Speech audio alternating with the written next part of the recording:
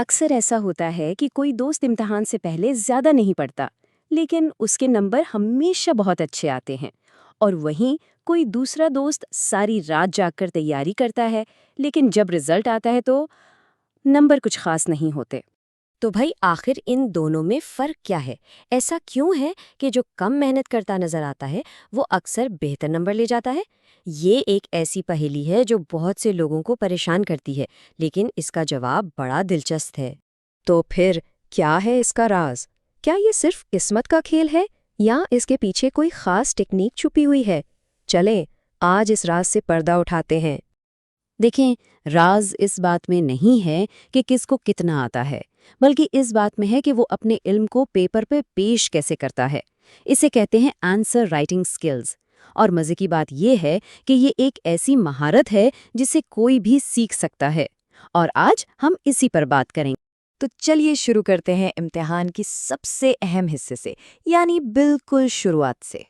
ماہرین کہتے ہیں کہ پہلے 15 منٹ میں جو کچھ ہوتا ہے نا، وہی پورے پیپر کا ٹون سیٹ کر دیتا ہے۔ سب سے بڑی غلطی جو اکثر اسٹوڈنٹس کرتے ہیں وہ یہ ہے کہ پیپر ملتے ہی فوراً لکھنا شروع کر دیتے ہیں۔ ایسا بالکل نہیں کرنا۔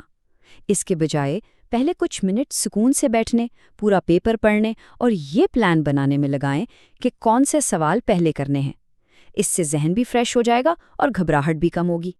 اچھا، اب جب ذہن پرسکون ہو گیا تو اگلا قدم ہے جوابات کا سٹرکچر۔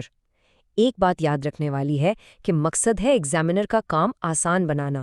اگر سٹرکچر صاف اور منطقی ہوگا تو انہیں جواب سمجھنے میں آسانی ہوگی۔ یہ ایک بہت ہی اہم نقطہ ہے۔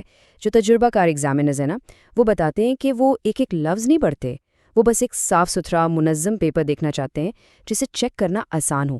تو اصل گیم یہی ہے کہ ان کا کام آسان کر دیا جائے۔ تو اس کے لیے کچھ سنہرے اصول ہیں، جیسے کہ سوالوں کو ترتیب سے حل کرنا، سیکشنز کو آپس میں مکس نہ کرنا، اور سب سے اہم، ہمیشہ صحیح سوال نمبر لکھنا۔ یہ بظاہر چھوٹی چھوٹی باتیں لگتی ہیں، لیکن یہ ایگزامینر کو الجھن سے بچاتی ہیں اور نمبر کٹنے کا چانس کم ہو جاتا ہے۔ اور ہاں، مارجن لگانے سے پیپر صاف ستھرا لگتا ہے۔ سٹرکچر کی بات تو ہو گئی، اب آتے ہیں پریزنٹیشن پر۔ یہ وہ چھوٹی چھوٹی تفصیلات ہیں جو بتاتی ہیں کہ اسٹوڈنٹ نے تیاری کی ہے، اور یہی چیزیں ایک پیپر کو باقی سب سے الگ بناتی ہیں۔ یہ ایک زبردست ہیک ہے۔ جب جواب میں اہم الفاظ کو پینسل سے انڈر لائن کیا جاتا ہے تو ایگزامینر کی نظر سیدھا ان پر پڑتی ہے۔ انہیں لگتا ہے کہ پورا جواب ہی ٹھیک لکھا ہے، اور اکثر وہ پورا پیراگراف پڑھے بغیر ہی اچھے نمبر دے دیتے ہیں۔ اور اگر کوئی غلطی ہو جائے تو گھبرانے کی کوئی ضرورت نہیں۔ اسے گچھڑ مچھڑ کرنے کے بجائے بس ایک سیدھی لائن سے کاٹ دیں۔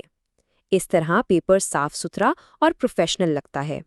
یہ جاننا بھی بڑا کام کا ہے کہ کس قسم کے سوال کو کیسے اٹیمپٹ کرنا ہے۔ جیسے حساب کے سوالوں میں فائنل جواب کو ہمیشہ باکس میں لکھنا چاہیے۔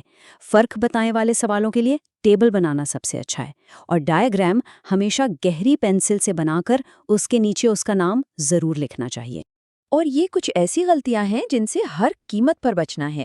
ٹیکسٹ میسج والی زبان جیسے BCZ لکھنا فوراً برا امپریشن ڈالتا ہے۔ اسی طرح 2 نمبر کے سوال کے لیے 2 صفحے بھرنا صرف وقت کا ضیاع ہے۔ اور ہاں، پیپر میں دعائیں یا پیسے رکھنے جیسی چیزوں سے کوئی فائدہ نہیں ہوتا۔ اچھا، اب بات کرتے ہیں اس سب سے بڑے ڈر کی، جب کوئی ایسا سوال آ جائے جس کا جواب بالکل بھی نہ آتا ہو۔ زیادہ تر لوگ اس سوال کو چھوڑ دیتے ہیں، جو کہ سب سے بڑی غلطی ہے۔ تمام ماہرین اور ایگزامینرز کا سب سے بڑا مشورہ یہی ہے، کوئی بھی سوال خالی نہیں چھوڑنا۔ دیکھیں، خالی جواب پر تو 0 ہی ملنا ہے، یہ تو گارنٹی ہے، لیکن اگر کچھ بھی متعلقہ لکھ دیا جائے تو کچھ نہ کچھ نمبر ملنے کا چانس ہمیشہ رہتا ہے۔ تو پھر کرنا کیا ہے؟